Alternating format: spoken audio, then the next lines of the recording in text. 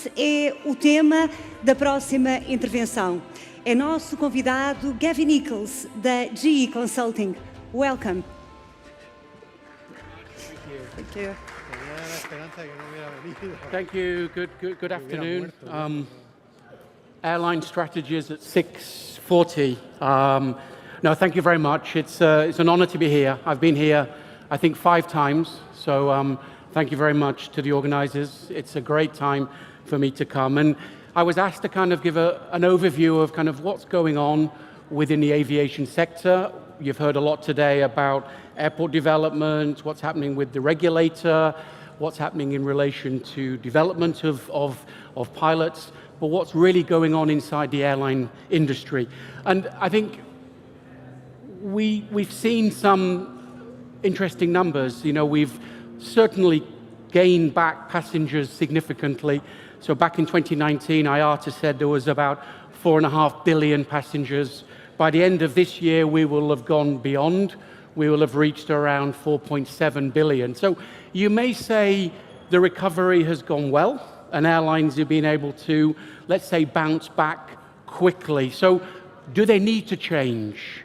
Do they need to use transformation again? Because you may say they've already transformed in 2021, 2022. So we're now asking airlines to move another level. Well, this is a quote from the president of the Association of Aviation. The industry is underperforming. The average airline is taking away $5.50 per passenger. You can't even buy a Starbucks with the money that an airline is making from a passenger. So obviously the airlines do need to transform themselves again. The industry is suffering from this kind of dichotomy. There are passengers. There is a will for people to travel, but we as individuals are capped in what we will pay. But more importantly, the industry has been kind of in transition for so long that we've not yet been able to really make profitability. Now, if you think 3% net profit margin, that's the average. You may have Ryanair with around 10 and 11% profit margin, which then means if it's the average of 3, there's a lot of airlines that lose money. They actually lose money flying passengers. Why would you invest in a business that loses money? And so what we've got to start thinking about, how do we think again about transformation? And there are kind of 3 areas I'd like to think about. The first one is us, the passengers. How can an airline transform through digitalisation to make our experience better, which predominantly means that maybe we'll travel more frequently? The second one is how do we optimise the efficiency of the industry? It's a very regulated industry, we know that. There are a lot of things that we need to do that actually create challenges for our airlines, but we need to understand how we overcome that. And how do we take the ability to make money out of people that might come with us on our journey? So let's look at them individually. So the first one says, how do we get better with customers? It's mobile, we know that. The industry, I think where airlines have been really interesting is that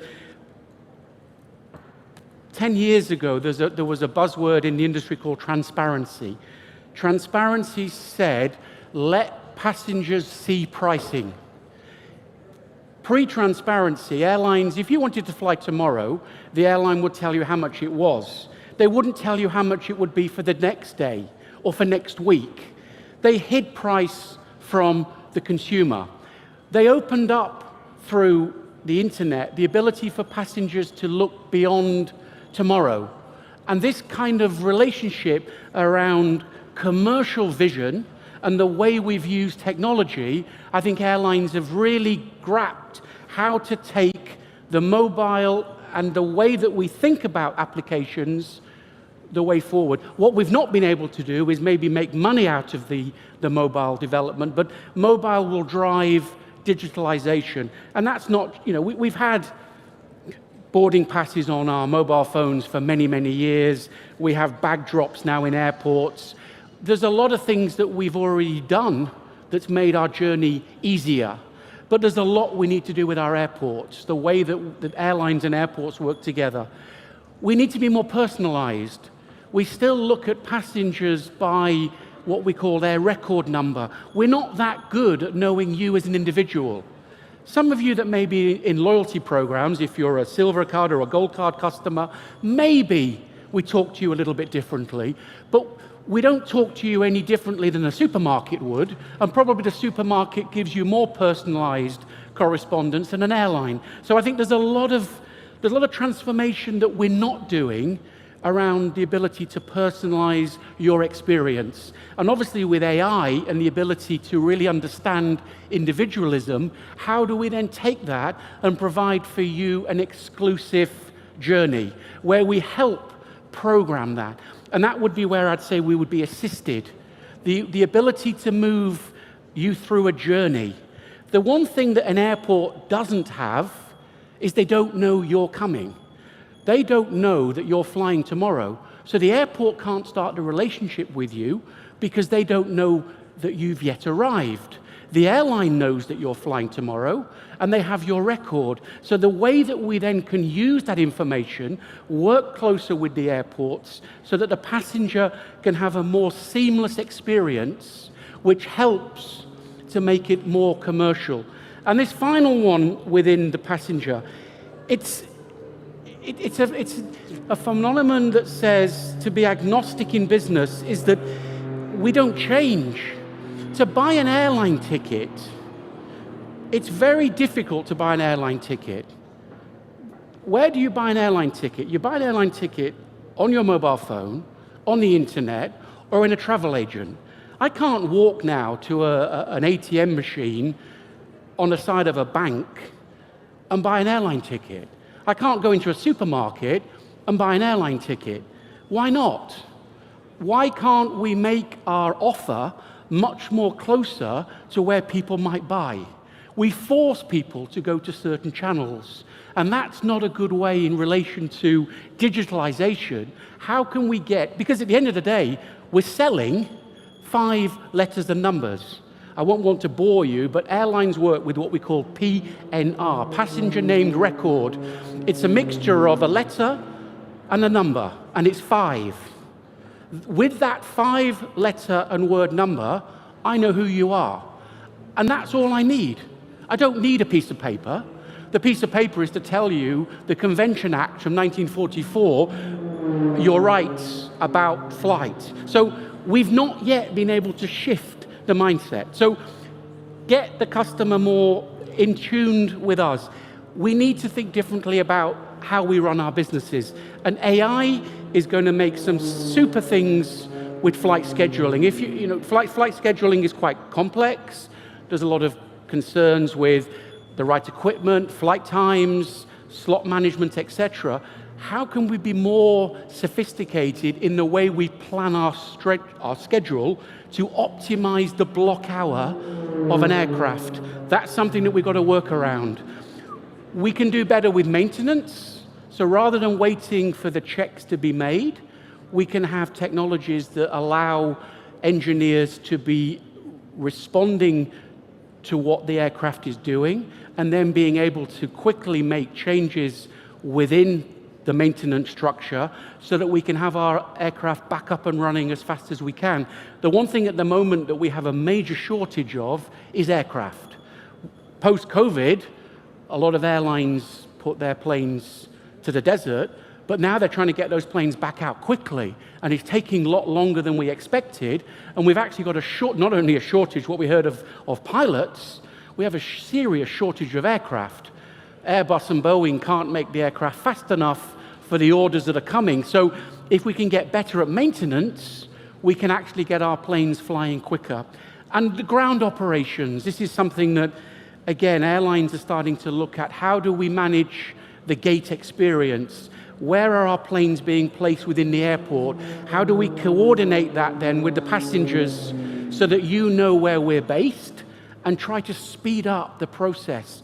The more we can get the passengers in and out of our aircraft quicker, the more we can get the block hours running faster. And for an airline, we work in block hours. How long can we fly? Average is around 7 hours, but some airlines will have an average of 11 hours of aircraft flying a day. The more we can fly, the more we can try and make that revenue generation. And the third one, how do you make more money? How do I use digitalisation to make money? There is a buzzword in commercial aviation called NDC. It stands for New Distribution Capability. What it says is, how can an airline talk closer with us? How can the airline talk through that mobile to you about what you want from the airline relationship? And this is something that we're really working in AI to understand how the passenger can have access to the airline quickly. The one order is the same process, trying to put all of the different named records, locator records, your history of travel in one single document so that the airline knows who you are, where you've flown, what your patterns of travel are, so that we can then have a personalized relationship with you. And also make it more dynamic. How could, airlines have around 26 fares. We call it fare categorization. An airline will have about, for one flight, there'll be 26 different flight prices according to the demand. Well, in the world of digitalization, that should not have to be filed constantly by the airline. That should be changing in a real-time situation. And price is dynamic. It's moving as supply and demand is changing. And that's a really interesting way for airlines to make more money. And the final one is reimagine, we're not an airline. I think airlines have to start saying, we actually own travel. Working with the stakeholders, be it trains, car hire, hotels, cruises, how do we try to put travel as the word and not aviation? Because if the airline owns the passenger, and we don't always own the total journey. So how do you make more money out of a journey and not a passenger? There is an airline in Asia, AirAsia, the CEO said, look, I make more money selling a portal called airasia.com than I do selling flight tickets. Because I can sell multiple experiences to a passenger that knows me as an airline. So it's the Expedia model going through a different way. So bringing all that around, what we're trying to do is understand how do we embrace technologies to improve the behavior so that the consumers feel that the airlines are interested in us, that we take that information to make our operations more efficient so we can try to reduce costs, what we call CASK, the cost of the available seat. Because how can a business have more costs and less revenues when the passenger numbers are increasing significantly?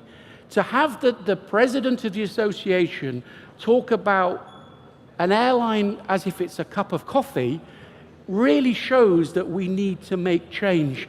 We're here to talk about flying for change.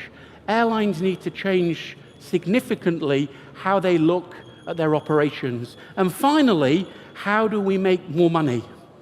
How do we take technology, particularly the relationship of the personalization, of the channels that we can now use, and convince the consumer that you don't just buy a ticket, but you buy the journey experience. And I, the airline, control that process. So it's a difficult subject in 15 minutes at nearly 7 o'clock with airlines flying around me, but I've done my best. So thank you very much to the organizers as always. It's always a pleasure to come to this lovely part of the world. And I think airlines are going to get better at digital development. So watch this space. So thank you very much.